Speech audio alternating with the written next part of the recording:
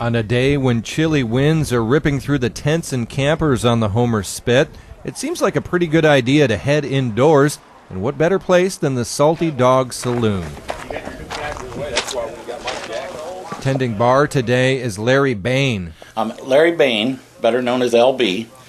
I've been here for about 10 years or so. LB says life moves pretty fast when you're working the bar at the Salty Dawg. More or less people just come and see what the Salty Dawg is all about. Somebody's recommended that if you go to Homer, you need to go stop at the Salty Dawg and get a t-shirt and check out the place and see how many people are hanging out that you might know from the old days or meet new people. LB is not just a bartender, he's also the Dawg's unofficial resident historian. He says the original building where the bar is now was one of the first homesteader cabins in Homer, built around 1898 and located at the very end of the Spit, where Land's End Resort is now. The building served as a residence, a general store, and an office for the Alaska Coal Company.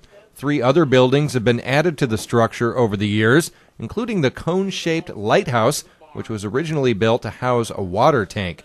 It wasn't until 1957, 2 years before Alaska would become a state, that the Salty Dawg would become a bar like it is today.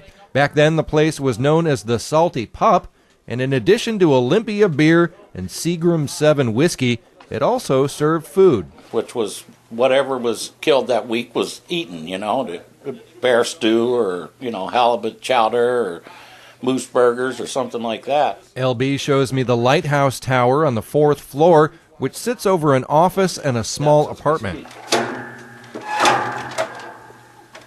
can go up there and you can check this out too. I don't know if you want to try to get up in there or just crawl up there and look. Okay, maybe I'll just stick my head in. Yeah. Okay.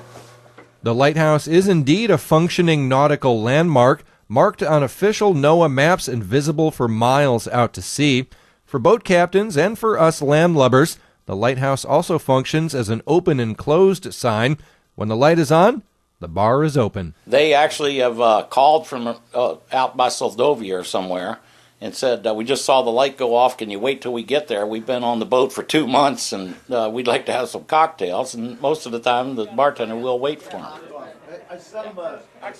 Back down in the bar, a steady stream of people are coming in. Some locals and fishermen who are there to drink and socialize, and some tourists who are there to buy a t-shirt or just gawk at all of the unique stuff pinned to the walls. And as you can see, there's carvings on all the doors and walls and dollar bills and a few pieces of lingerie that usually come right after the tequila hits.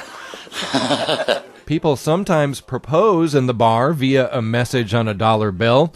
Others leave raunchy messages for their friends, while some create memorials to friends or family that have passed on. Last I heard, it was basically all started from old fishermen way back in the day who would put up money for buying drinks for other fishermen who were out in the sea waiting for them to come back, and they couldn't wait for them, so they'd buy drinks for them. That's local fisherman David McRory. He's back by the pool table with a dollar bill in hand, looking for a place to leave a note for his buddy, a fellow fisherman.